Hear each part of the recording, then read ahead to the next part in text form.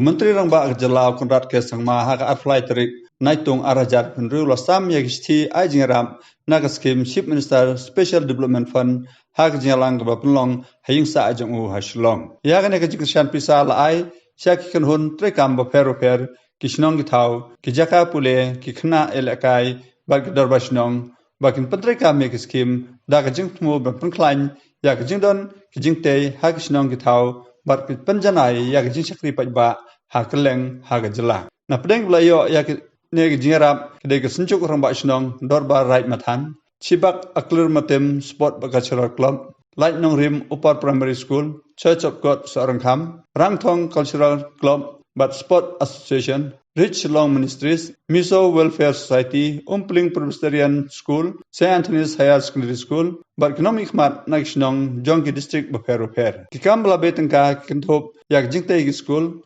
Kikamra Banpulong Class, Kiyindor Barshnong, Kihol, Kajingte Yaki Office, Jonki Seng Badon Hagishnong, Kajingpen Biang Yaki Jaka Litbar, Haki School, Barki Office Pajba, Kimadan Yelakai Basketball, Kijaka Sajany, Kikorum, Kikali Ambulance, Kajingtit Ikitiar Lekai, Barkiwe, Kijingte Hapok Ashnong Katao. Habakran Hagajalang Menteri Rangba Olaong Ba, Kaskim CMSDF, Kadang Yai Beteng, Ban Syakri, Kum Katiar Bokongsan Nakamenta, Ban Lei Yak Jungrakam Kerki, Karoi Kapar, Hagishnong Gitau. Lapan Pau Ba, Kaneng program, Lapena Hak Kaban, Ai Jingkershan, Hak Por Ba, Biang, Ya Kiskim, Syakishnong Gitau, Karkum Gajungrakam Gajonki. Pinong Shnong, Kibayai Rangkat, Barki program, Kibakam He, Jong Sarkar. Menteri Rangba Jalau la banjur baga sarkar ka ikut jumut ban pentikna ya ka jing ajingra markaju ya baro hagaroi gapar hagi distrik da ka bakrashan ya kijnokam bala itu hakmat da gisnong githau ulakantu ya kinong ya benta baginong pentrei bakin pentikna badai ban pentrekam bah ya kini skim balamang ban pendep hagapor ka balabu khnang ba kinong shisnong kinyo ya kijing mentoi. Construction of toilet at Neiranau Cafe managed by Mount Tumai Multipurpose Cooperative Society at Umkhoi.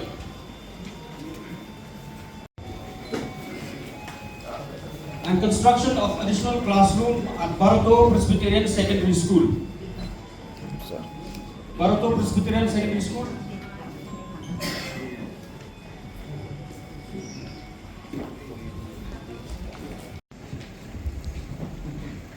Financial assistance for construction of school building at Light Nong Rim UP School.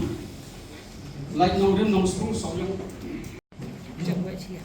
This is for purchase of musical instruments to reach Shillong Ministries. Musical instruments to reach Shillong Ministries.